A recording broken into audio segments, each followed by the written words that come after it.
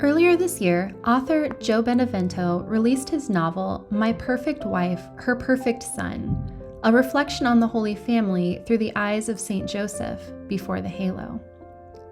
I hope you enjoy this conversation with the author on his novel and his upcoming Advent Reflection series in partnership with Catholic Charities of Central and Northern Missouri. It was truly a gift to collaborate with Joe on this project, and I hope you enjoy our conversation.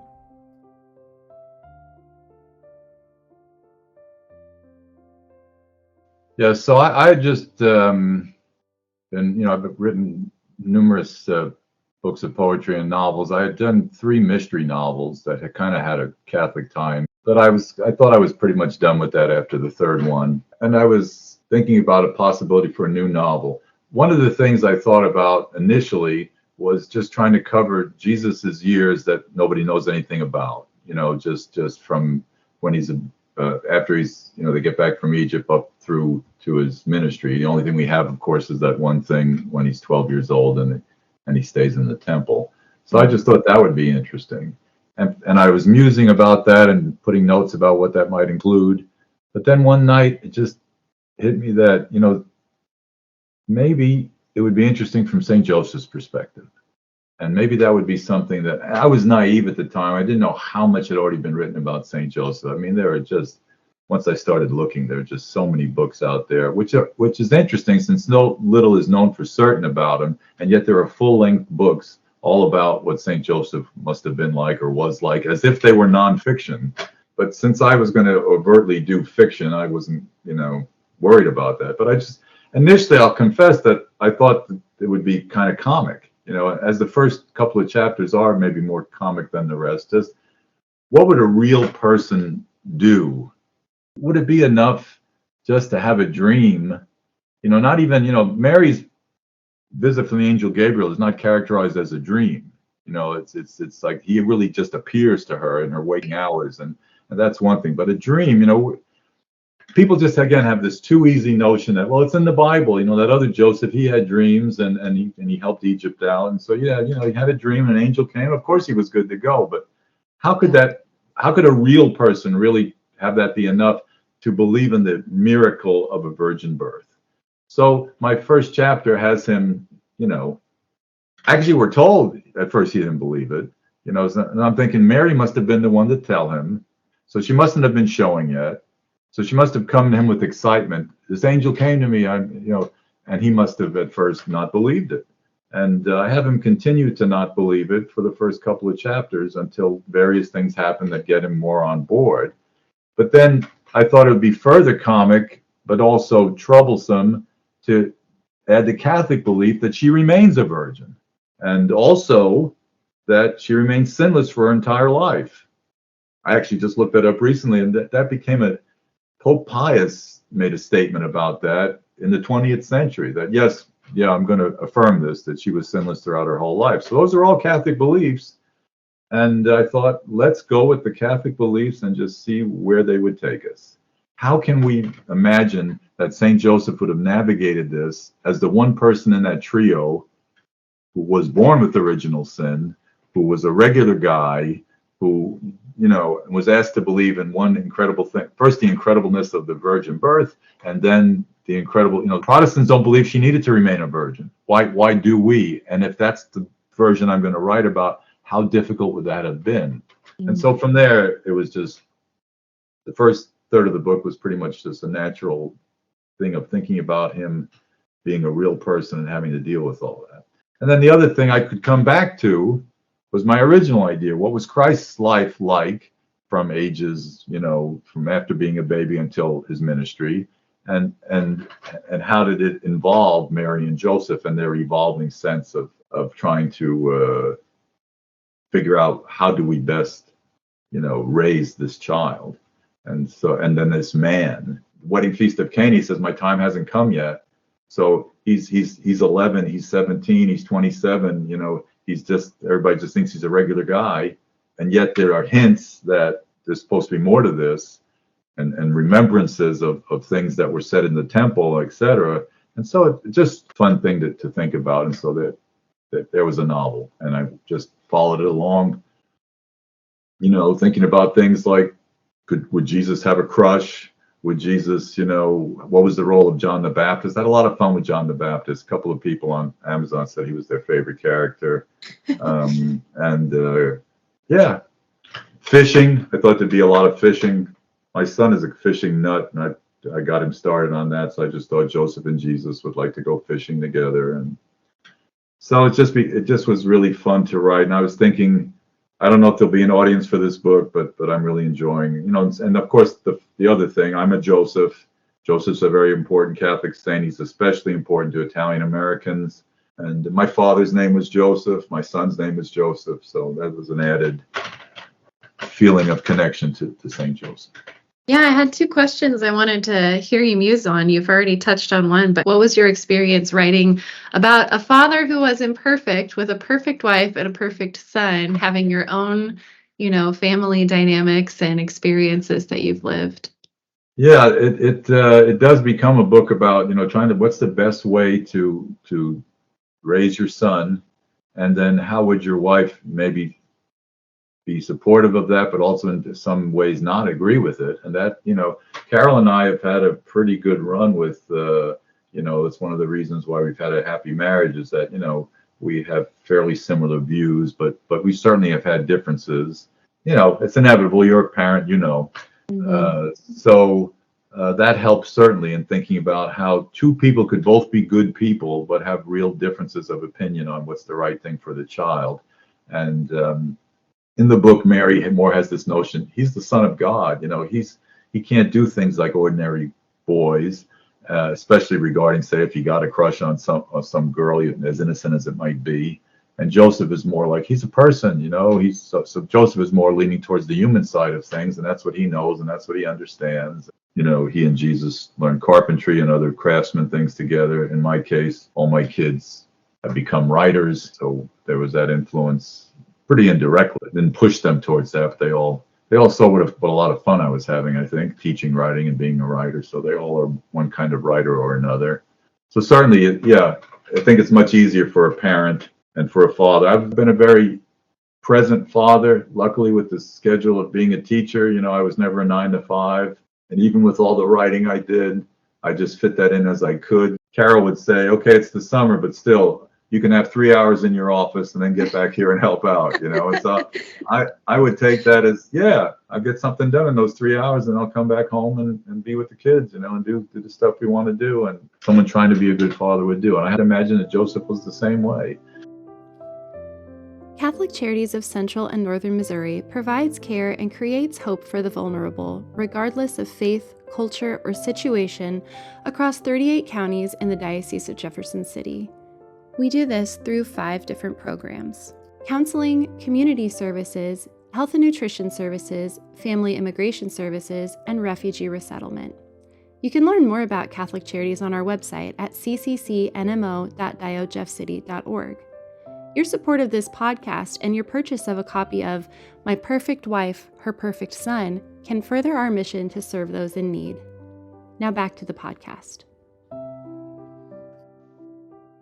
I don't know if I told you this already, but Father Patrick Gilger, he's a professor at Loyola, was generous enough to read the book for me. And he said it reminded him of the Ignatian prayer. And I looked that up. I didn't know exactly what the tenets of Ignatian prayer were. And one of the main things was that you put yourself in the Bible story. I just had, I don't know if you know the Cooten Coolers at all from Kirksville, but anyway, the Father Steve read the book and he wrote, I heard your voice the whole time I was listening to Joseph, and that made it a lot more fun for me. And I told him, well, that's actually, that's Ignatian prayer.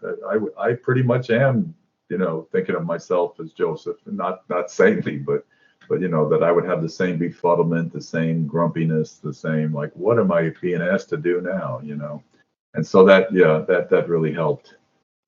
Not seeing Joseph as a saint yet made me able to identify with him, since obviously I'm not a saint.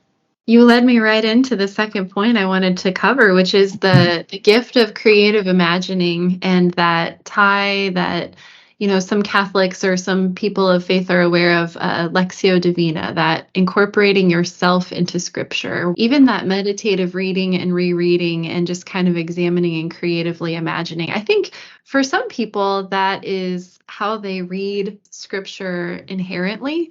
And for others, that is such a foreign or new concept. Well, yes. In each of them, I'm thinking about, what was Joseph's role? What was he up to? And he's so really absent from the Bible. He never gets to say a word. And so that was one thing too. In deciding when you write a novel, do you do it third person or first person? I thought this is going to be definitely first person because Joseph never gets to talk, and so now we're going to hear him speak and hear him tell us his point of view. That's the other thing. I didn't know the simple geography of things.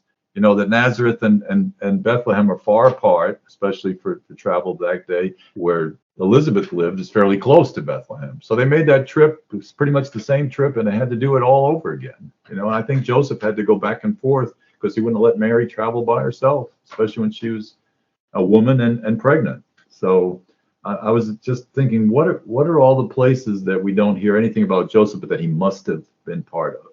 So I have him present when Elizabeth sees Mary and they start that long dialogue together. So the two men are like, what is going on here? And I just think that had to be that Zechariah was certainly there, but I think Joseph was there too. And they were both, what is this incredible speech that's going on between these two women? Who are these two children they're having?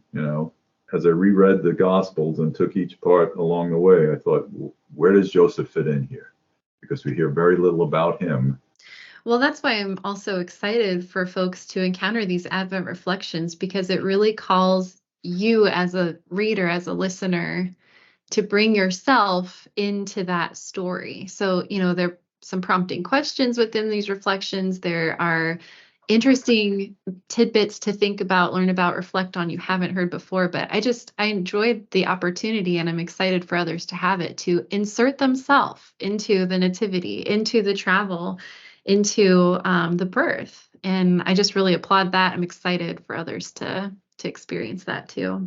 It's so enriching to think more about how long were they stuck in that stable. It's like, we're happy to have them in the stable. It's a nice little cute creche, and but it's like, how many days did they have to stay in that stable?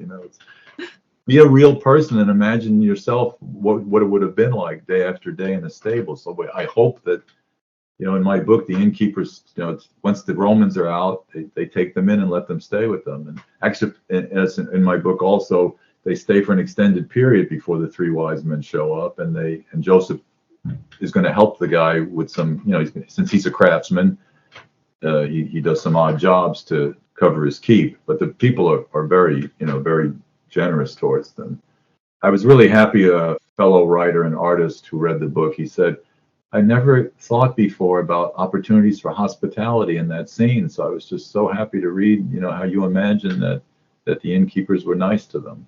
Yeah, it's absolutely beautiful. And you're right. In the way that fantastic stories and oral traditions and even, I don't know if this is the right term, but like commercialization of those, magical, mystical things, it's pretty clean and tidy for us to set up a nativity scene underneath our Christmas tree and think, this is it, this is the nativity. And so the way you've unpackaged and kind of called folks back into the details, into that creative imagining, I think that really is extremely enriching. And I think, especially in these Advent reflections, as you kind of walk through the first parts of your novel, it just prompts us again to revisit and to ask ourselves those details.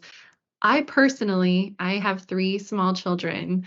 I would dread loading them into the car to drive them to a Christmas party where I knew our routine would be upset and, it might be overstimulating or overwhelming or very happy, but also a lot of work. I cannot imagine the travel in that day and age with the complications or the discomforts or the, just logistics of that. And bringing yourself back into that setting, into that story. I mean, the entire, season of Advent is meant to prepare ourselves. It's an interesting sort of preparation to re-enter into the very tidy nativity scene that we set up with beautiful figurines and kind of reimagine the real people and the real details of what was happening.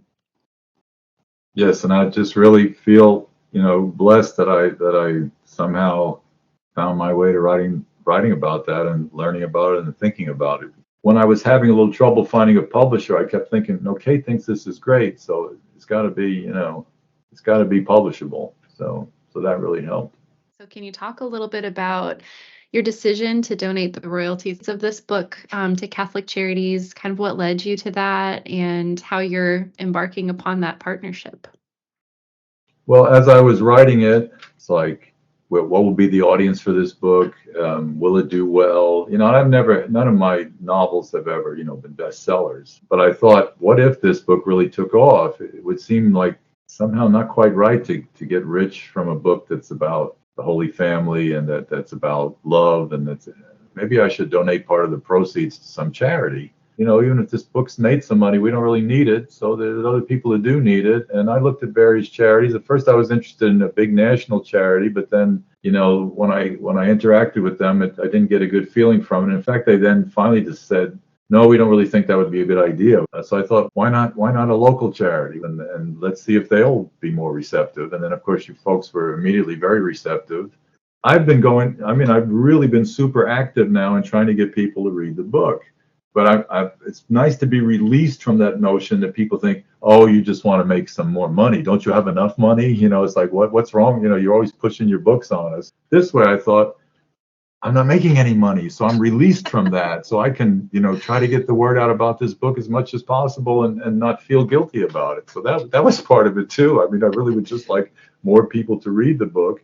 And my hands are clean because the money's going to a wonderful cause. And I think I told you, my father, my brother reminded me yesterday. He reminded me of my mother. My mother also worked for Catholic Charities. My father worked full time. My mother worked for several years in a part time capacity, and he worked in the building in Brooklyn. And he was the head of the maintenance department. Essentially, he was a janitor. But he worked many years there, and he got to really like the people there. And I just had great memories of the work that Catholic Charities did in New York. So it was a natural fit, and it's a Catholic book, and so just seemed like the right thing. I'm thrilled, and it's in perpetuity. So if the thing catches on later, the money will still go there.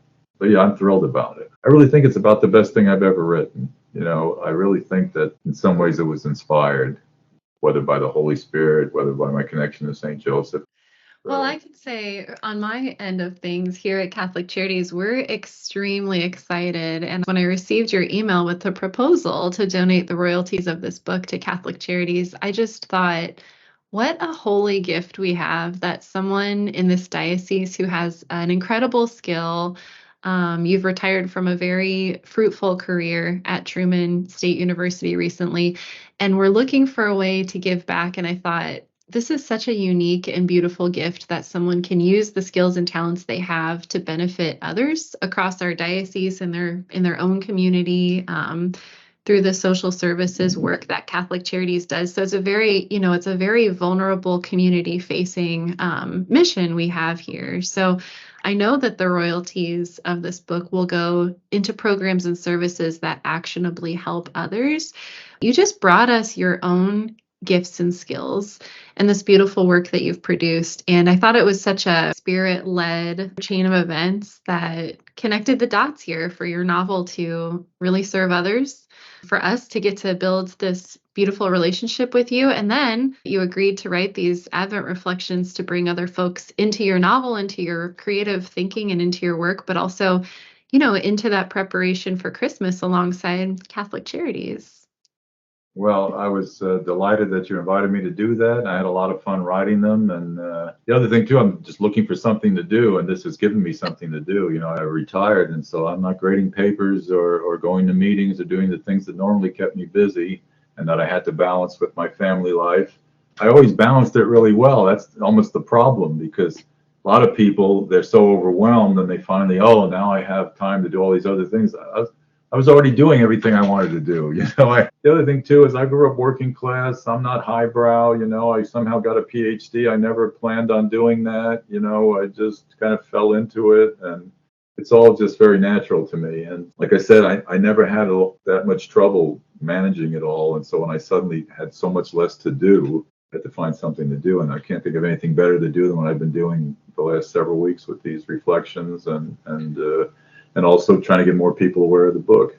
Well, any parting thoughts that you'd like to leave with folks about your novel or about the Advent Reflection series that you've worked on with Catholic Charities? I mean, these are reflections that came to me from having written the book. But these are, whether I'd written a book or not, these are things worth thinking about and worth, like you said, placing yourself. Where would you fit in?